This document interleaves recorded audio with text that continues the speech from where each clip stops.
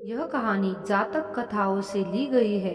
जातक कथाओं में गौतम बुद्ध के पूर्व जन्मों का विवरण है। एक बार गौतम बुद्ध कौशल राज में भ्रमण कर रहे थे। एक गरीब की कुटिया में पहुंचने पर उस घर के मालिक ने उन्हें भोजन का निमंत्रण दिया। भोजन करने के पश्चात गौतम बुद्ध कुटिया के पास वाले बगीचे में टहलने लगे। अचानक उनकी नजर एक ऐसे स्थान पर पड़ी जहाँ न तो कोई पेड़ था और न ही कोई घास उगी थी।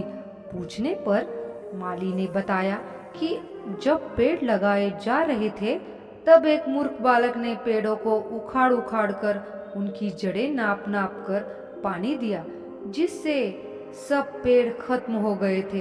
गौतम बुद्ध ने हंसते हुए कहा, उस मूर्ख लड़के ने पहली बार ही बाग नहीं उजाड़ा, उसने पूर्व जन्म में भी ऐसा ही किया था।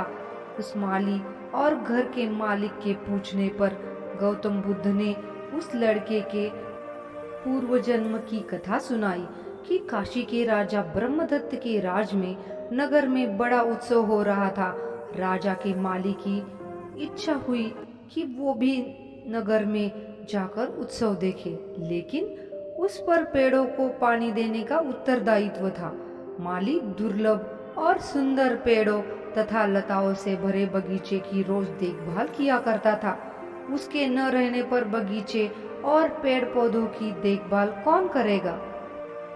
इसका विचार करने पर उसे अपने बंदर मित्र का ध्यान हो आया। वो बंदर बगीचे में रहने वाले बंदरों का सरदार था। किसी तरह एक बार माली की बंदरों के सरदार से दोस्ती हो गई थी। उसने बंदरों के सरदार के सामने अपनी समस्या रखी और उनसे कहा, मित्र, क्या तुम एक दिन के लिए अपने साथियों के साथ मिलकर इस बगीचे को सींच दोगे?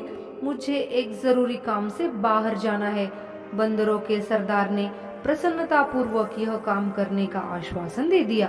जब माली चला गया तो सरदार ने सब बंदरों को बुलाया और समझाया, देखो दोस्तों, आज हमें एक परोपकार करना है। बड़ी सावधानी और अक्लमंदी से सभी पेड़ पौधों को पानी देना है और कोई पेड़ प्यासा न रहे। जिस पेड़ को जितनी जरूरत हो उतना ही पानी दिया जाए, लेकिन पानी बर्बाद ना किया जाए, वरना पानी की परेशानी खड़ी हो जाएगी।